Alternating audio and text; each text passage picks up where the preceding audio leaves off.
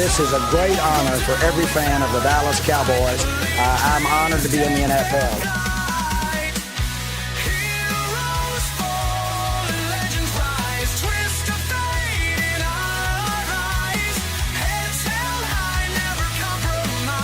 What can I say? Mamba out.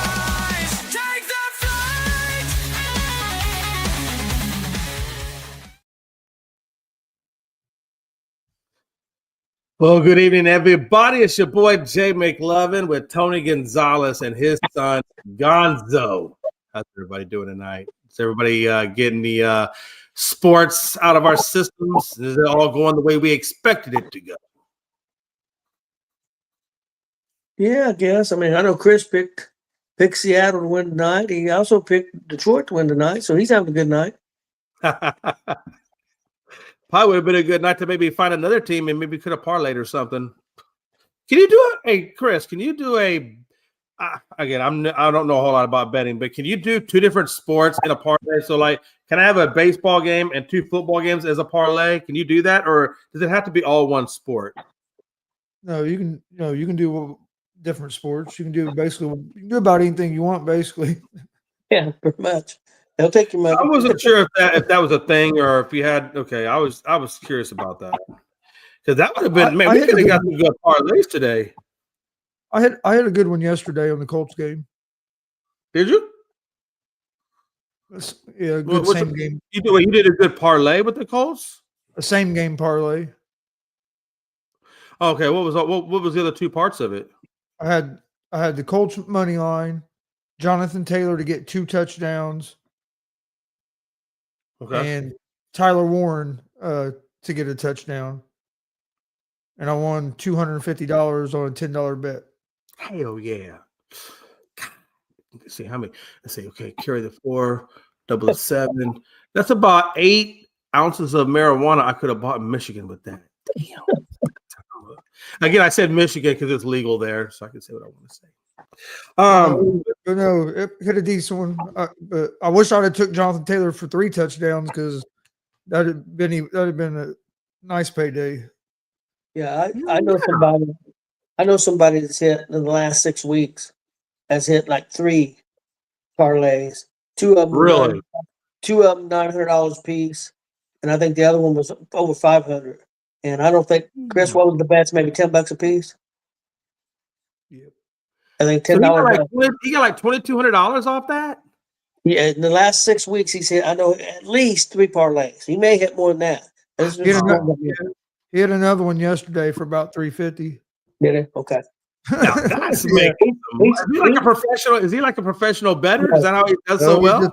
He's just on a hot streak right now. Last couple of weeks. Man, that's a hell of a good hot streak.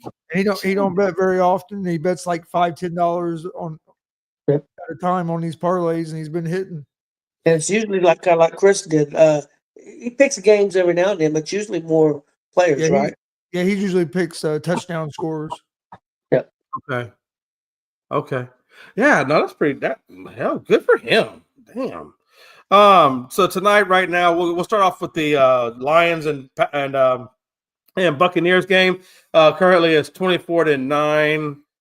2 minutes left to go in the fourth. Detroit's got the ball, and so I would imagine they'll probably just kill the clock.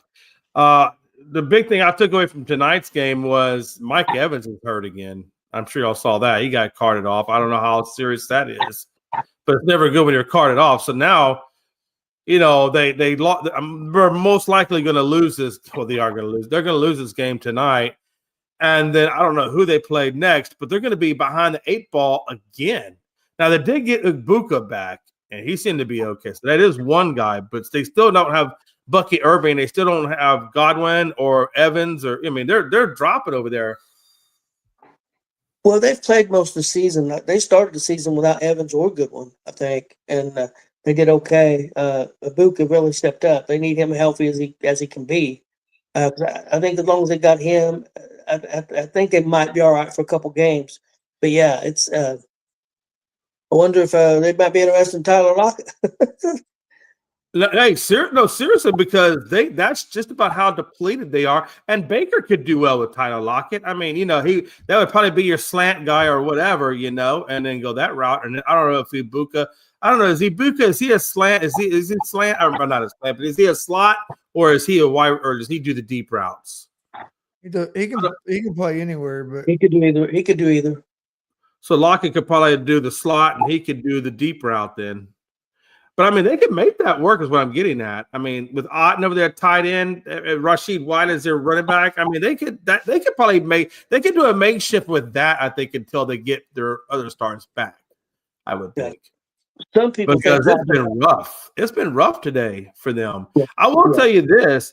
I felt like the defense for them really kind of dropped the ball a little bit on the run side. Jahmyr Gibbs has been running all over them. Now, he did get a couple in the flat that he just went downtown with. Not all the way to touchdown, but he got a good 20 yards plus on it.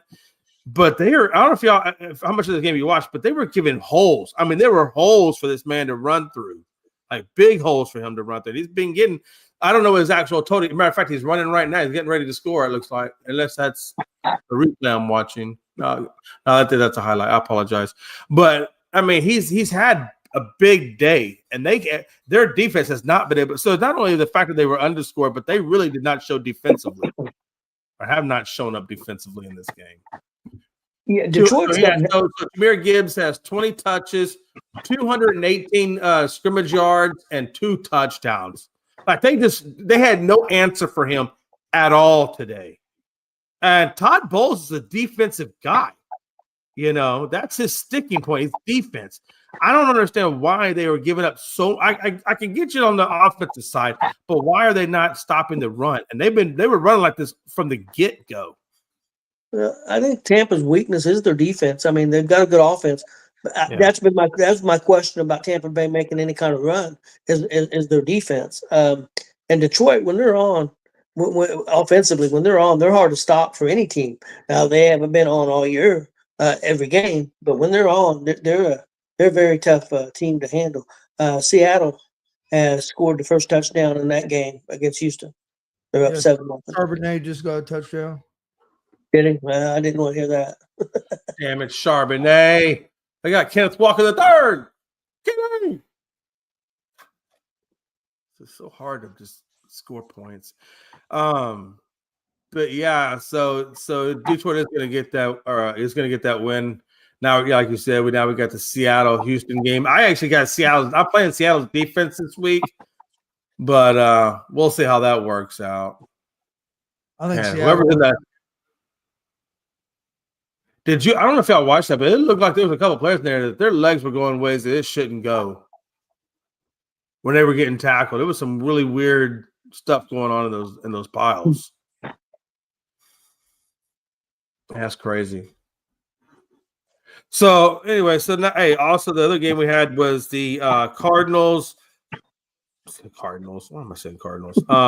Seattle Mariners. I don't know where I got that from. I'm sorry, I had a brain fart. I apologize.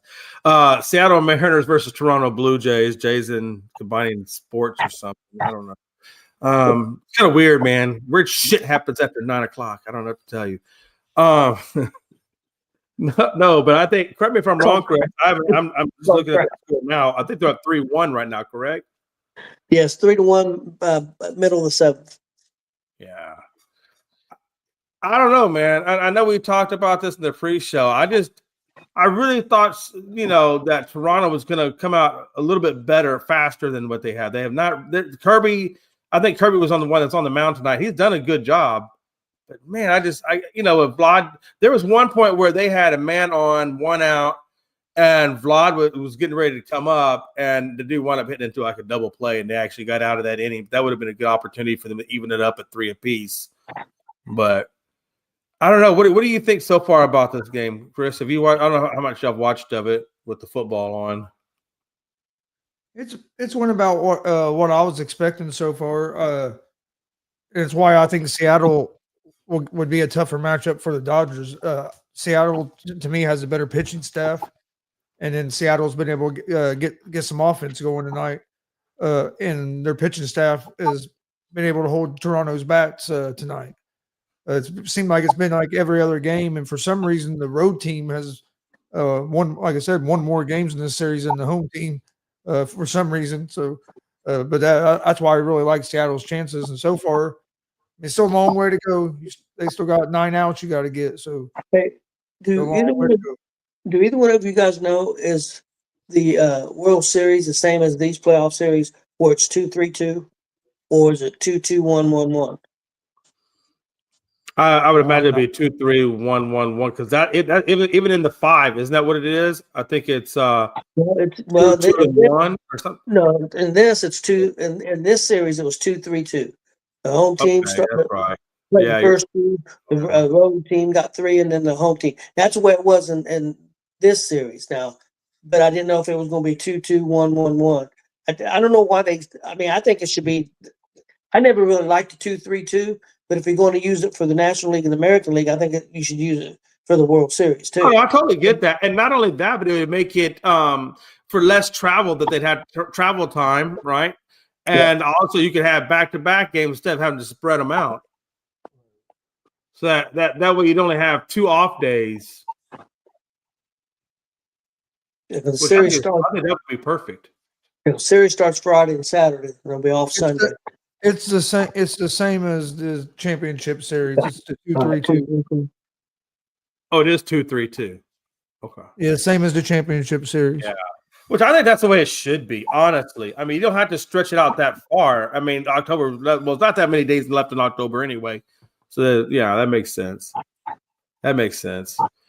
But, Gonzo, is the reason why you think Seattle would measure up better than LA? Is that because you think that they're the more balanced team that with the fewer weaknesses to go up against the Dodgers versus Toronto doing it? I think they have the better pitching. I think their pitching staff has a better chance of slowing the Dodgers' bats down. Okay. Than what Toronto's does. That's why I think Seattle would be a little bit tougher matchup. But the way the Dodgers have been playing, I don't see anybody beating them. But I think Seattle has. I think with their pitching staff, they would have a little bit better chance. Yeah, and I totally get that because they really. I don't. And Wu is back, so if they will have Wu available versus the Dodgers, so that's another big pitcher for Seattle for sure. Yeah, Wu's pitching right now. Yeah, so he'll be available, and I like Wu, I do, and I think then they're going to need him big time. You know, with him, Gilbert, who's the other one they got? Castillo, and then what's the other? There's one other pitcher they got, right? He's in the jam right now. Toronto has runners on first and second with no outs. Well, he got the one, but he moved the guy over to third, though. So right now, there's a man on second, man on third, 1 out. And who is up to bat? And I'm wondering, like right now, Gonzo, Wu's only pitched 38 pitches, so I wouldn't take him out. Would you leave him in at this point? Yeah, you ain't gonna take him out yet. My thing is running second, third, 1 out. You're walking this batter. You're setting yourself up for a double play. I think. If they're a second, that would be the best way to do it. Okay, second, third, or first and third. Yeah, I agree with you though. I would absolutely walk. I would walk the next batter, and then, like you said, create that double play. I think that's your best option. Only thing is, it's going to be they're at the top of their order. But yeah, that's what you have to do. You got to. As long as it ain't Kyle Raleigh coming up to bat after that, dude, I think you're going to be good. Oh, but that's Toronto. Blatt, I mean, so okay, so the top of the order for Toronto's coming up. Yeah, that's what I'm saying. I would walk Springer. I'd walk Springer and pitch to the next guy. Try to get a double play ball. Yeah, because Vlad's probably hitting around what 3 or 4. He's probably hitting 4, right? Vlad Jr. We're taking Wu out, but yeah, because if you don't walk him, you got to hope you get it. You basically got to strike Springer out. Yeah. Or if you get a ground ball to the infield where you can go home with it, but anything in the outfield scores a run. Where if you take your chance, try to get that ground ball double play and get out of the inning. Be easier to try So to far, get. Springer's juice 0 for 2 right now. Springer's 0 for 2, and Luke's is 0 for 3. So then they haven't exactly been hot today. Yeah, I'm walking them and getting that force out in play. That's Because what I then would it do. gives you have out anywhere. You can go home with it. I mean, there's so many different ways you can. Yeah, we're definitely giving them the most options, but you got to make sure it's a ground ball. The last thing you want to do is pop it up, pop it deep or whatever. So, all right, so that's where we are in Seattle, and then let's see. There's one other thing I want to talk about real quick. Let me go back with this one. Oh, right now Seattle's up 7-0. As we said earlier, Charbonnet got the score. Okay, that's what I want. So let me ask you that. Okay, so defensive end Brandon Graham inks. He comes out of retirement, inks a deal, comes back to the Eagles to help that pass rush out. I just want to get you guys' thoughts. How much of a guy coming out of retirement? Obviously, he's been on the shelf for a little bit. I'm sure he's working out, but game time, he's not really been on the. He hasn't had a lot with that. So, what do you think, or do you think he would be of a benefit coming out of retirement and back onto the Eagles? Would that be a big benefit for them? I don't think it's going. I mean, I don't think it's going to be a big benefit. I mean, I guess maybe later on down the road, later in the season, he might be able to help some. But I mean, it just depends on how his body holds up for one. Right. If you ain't been taking hits for a while, it's going to take a little while to get used to taking them hits again. Right. And so yeah, I mean, I don't know what kind of shape he's in, what he's been doing. So I mean, it's hard to say, but I don't expect him to make a real big impact. Yeah, Tony, obviously, last couple of games, that Philly defense hasn't looked good. You heard what Gonzo said about it, which I do tend to agree with him. How do you feel about it? Like, what kind of an impact do you think Graham could have? And if it is a slow one, do you think, though, as he warms up, he will then it? Or do you think it'll be a slow progression or just none at all or fast? I think it's just more of a move to maybe. I think they hope he's going to make a difference, but I think more than anything, just add depth to the team. Add some depth. Maybe he plays a few plays. Give some guys some rest. I don't know if it's going to make a big difference. To be honest with you, coming at this time, I mean, why wasn't he there at the beginning of the year if he's going to play? I mean, that's the kind of way I look at it. But I don't know. I guess you never know. I mean, I guess it's worth taking a shot at it. I mean, I guess it ain't going to hurt anything. So yeah, this obviously Zadarius Smith retired last week from football. So I think that's one of the reasons why Brandon Ingram said he wanted to come back, was to give the Eagles a difference maker. Blue Jays are in the lead. Yes, they are 4-3. Oh, and I missed it. He hit a 3-run homer. Wow. What'd they do? Springer hit a 3-run homer. They didn't walk Springer? They didn't walk him. He hit a 3-run home run. Ain't no way I wouldn't have walked him. Gonzo, why don't they listen to us? Why don't they listen to us, Gonzo? If they'd listen to us, they wouldn't be losing right now. Bastards. Sometimes they need to be replaced.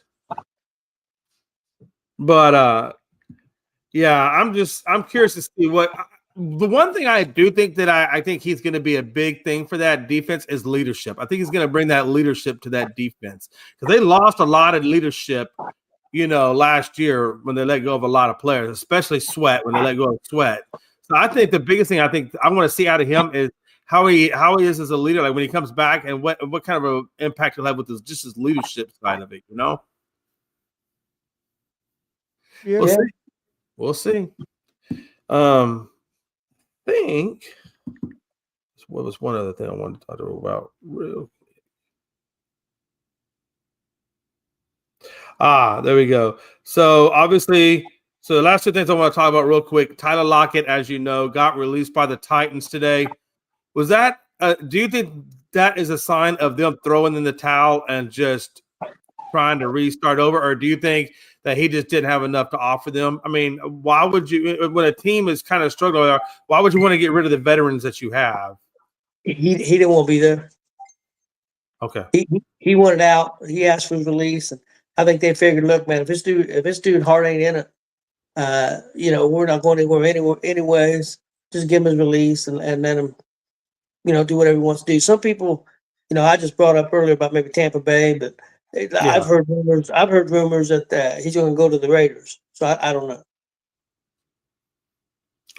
Yeah, I mean, I get that. We did talk about that, and you did bring that up, that he asked for it. And I guess, that's good on them as an organization. If they know they're not going anywhere and a veteran wants out, so he can try to, you can try to get a ring before he retires or whatever. I get that. I don't know why you want to go to the Raiders, but I get it.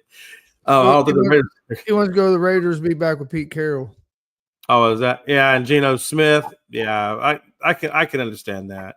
Let me ask you this: do you guys think Pete Carroll is anywhere near on the hot seat, or do you think he's okay? I think he's okay. I think he's okay this year. Okay. Do you think Pete Carroll is washed up, or do you still think he has what it takes to get back to the top? Yeah, I don't think he's washed up. I think right now they got a quarterback that's not playing well, and the offensive line that's not very good. Okay. Yeah.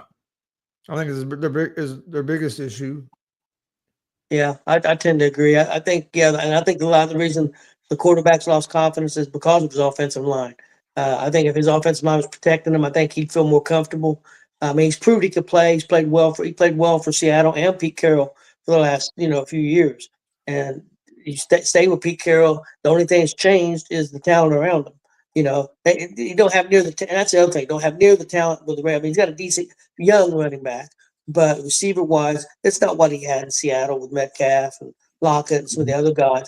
They just don't have the talent. I always think when you take over a team that's been struggling for a while, it usually takes about 3 to 4 years to really build a team around the system you're wanting to run. And I think to your point, like you said, they don't have that high quality wide receiver. They got a great tight end. They got a really great young rookie stud and Genty. And of course you still have Jacoby Meyer, but they could definitely use 1 or 2 more pieces to really help out that offense, and probably 1 or 2 pieces even on that defense to put alongside with Max Crosby and such. So I think there are definitely a couple of drafts and maybe some free agents away from really being contenders. But yeah, I can see that. You mentioned the Raiders and you mentioned Max Crosby.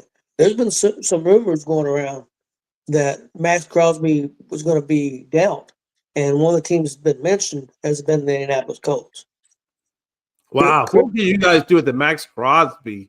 The thing of it is, I think it was Adam Scheffler today said that he wouldn't be shocked. He said the only thing is Colts usually, as a team, usually don't make moves like that. I'm not saying that they couldn't change. They said normally they don't make moves like that. So I wonder now that the daughters are in the helm if that's going to change. I mean, Chris, what do you think? Do you think Crosby would make an immediate big impact for the Colts? Oh yeah, he would help. I mean, you add him, and you already got DeForest Buckner that's having a good year, and Grover Stewart in the middle. Yeah, it would definitely help. Definitely help our pass rush a lot. Yeah, like a whole lot. And he's a high energy guy, and I think a lot of people need a high energy, like Ray Lewis or Suggs or whatever type of guy, which I think that would be huge for your defense. I don't see it happening this year. I think if they made any kind of move like that, it would be they'd be trying to get help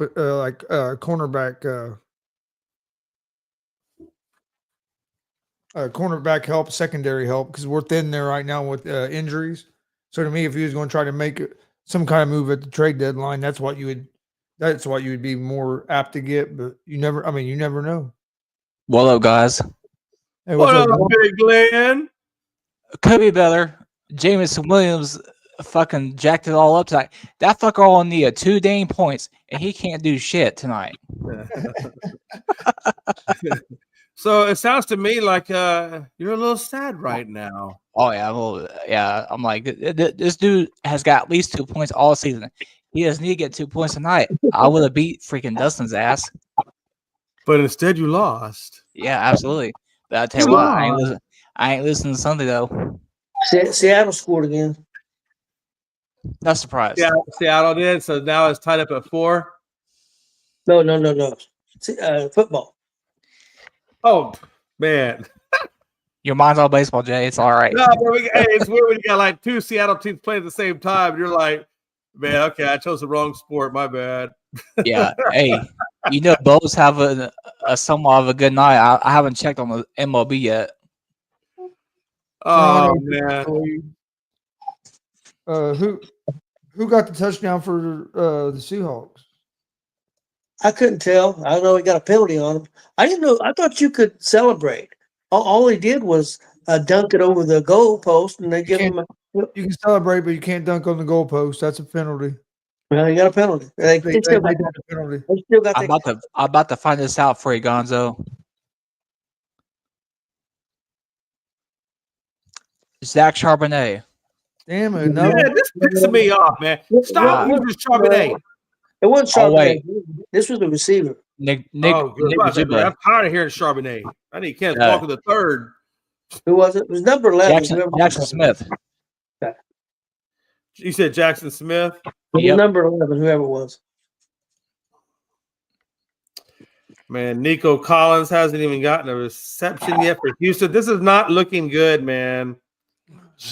I saw Jaden go down yesterday, and I was like, "Who's Jaden play for?" And I not looked looking up. good for that division-winning Texans team, the team that was far better than anybody in the AFC South. Wait, what'd you say? I couldn't hear you. Can you say one more time? It's not looking good for a Texans team that was far better than anybody in the AFC South. Now, see, now you're just doing this on purpose tonight. I'm just saying what you. But I know you're doing this on purpose. And I just told you earlier today, I was praising Nicole. I said, and I even took acknowledgement. I even said I was wrong. Why are you coming here with spitting this nastiness? Golly, man. I didn't say that nasty. I just said that the Texans. Hey, Jay, how about those Cowboys yesterday? Though they took care of business. Yeah, we did. Even if we did have to take out the quarterback. Yeah, I don't know. I don't know if the Texans are better than the Titans right now. and the funny thing is, he You know made what it they be are far better? off. Hey, you know what they are better? They're better than that weak ass beard you're trying to grow. That's what they are.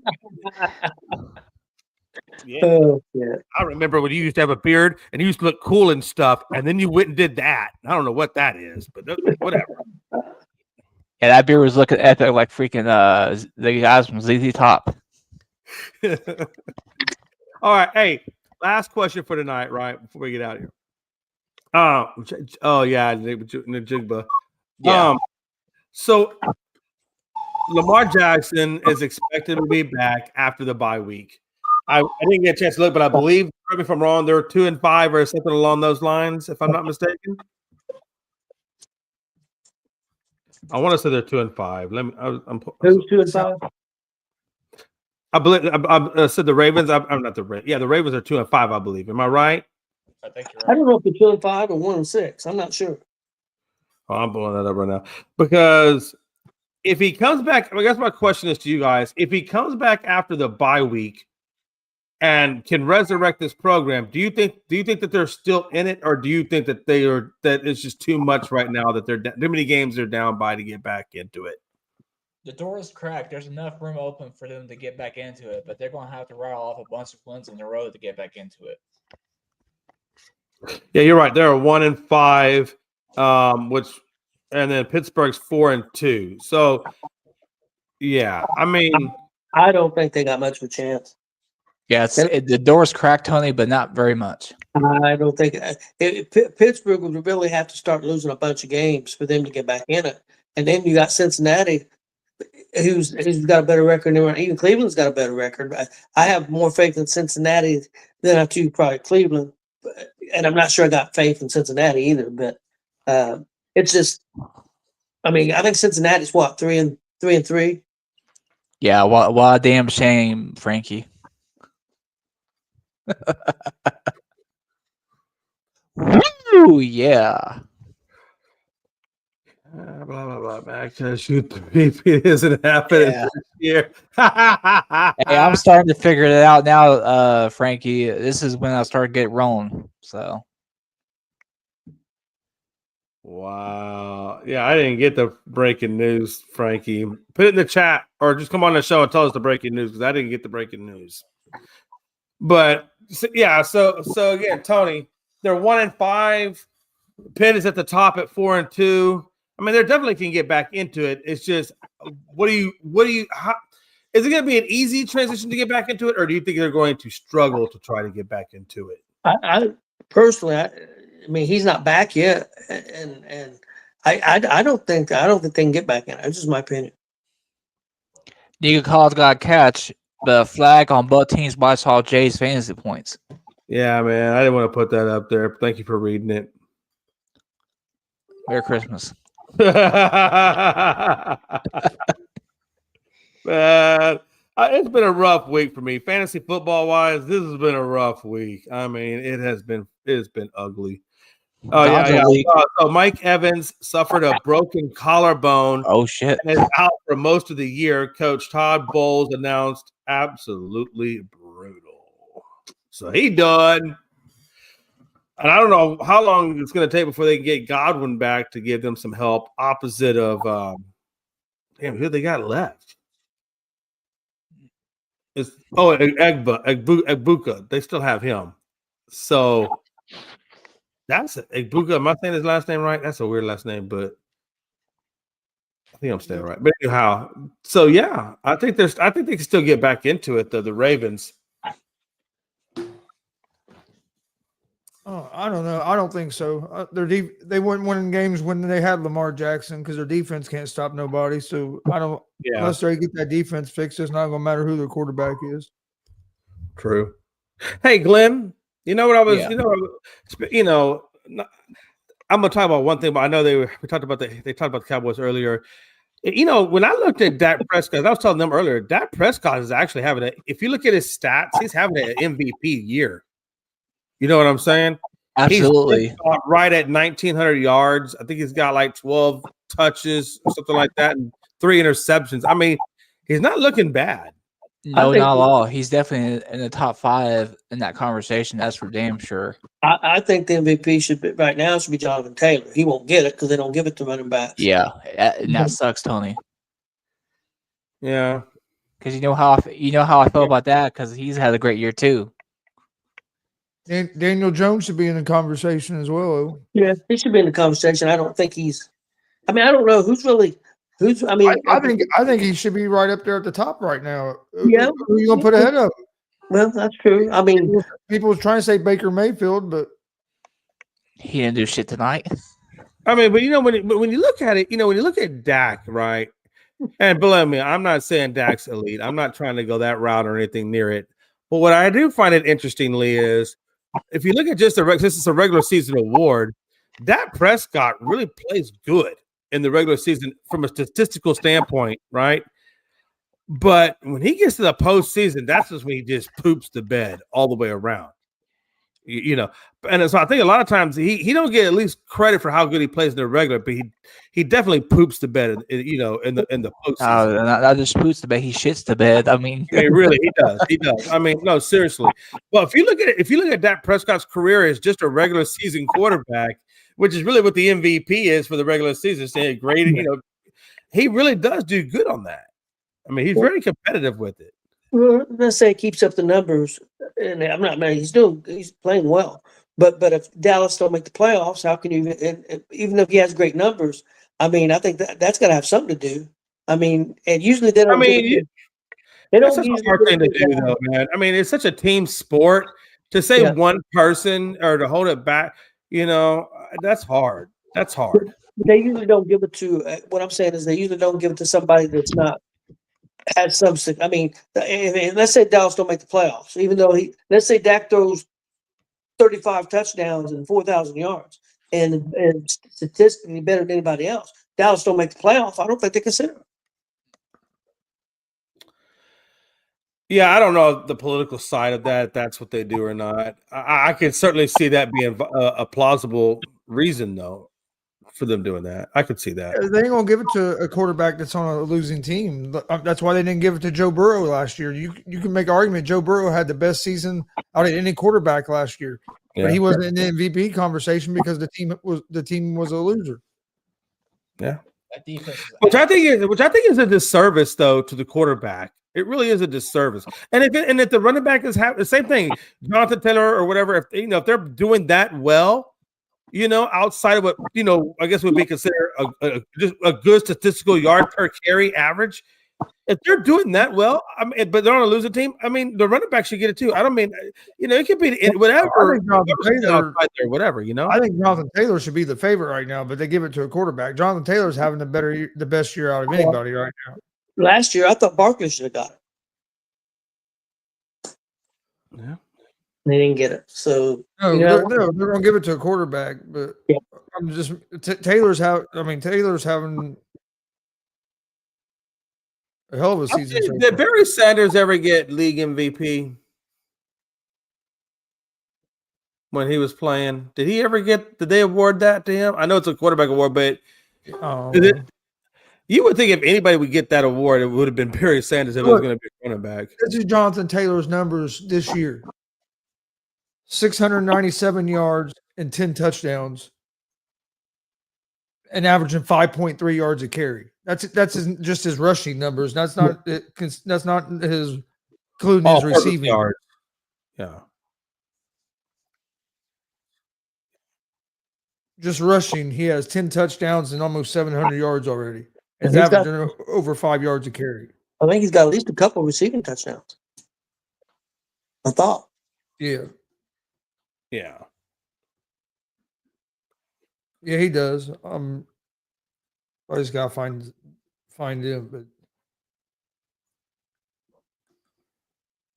yeah, he's got off to a good start this season for sure.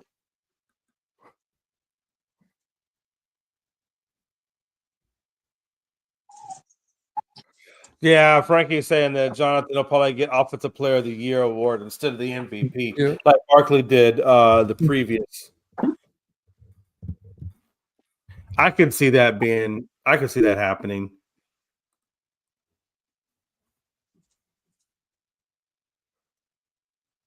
Wow.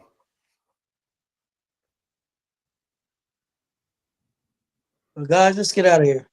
Yeah, I'm sorry. I apologize. I was just waiting for that score to come up. So to give a score before we got out of here. So it's 4-3 Toronto in the 8th. Or now it looks like they're going into the 9th. But all right, if you've enjoyed tonight's content with Big Glenn, Gonzo, Big Tony, and myself, Jay McLovin, please give us a subscribe on our YouTube page at ESEN, Elite Sports and Entertainment Network, and Gonzo Sports Room, GSR, on their YouTube pages as well. Those subscribe buttons really do mean a lot. And check us out tomorrow on the afternoon show. And until next time, it's your boy Jay McLovin. We are out of here, my brothers.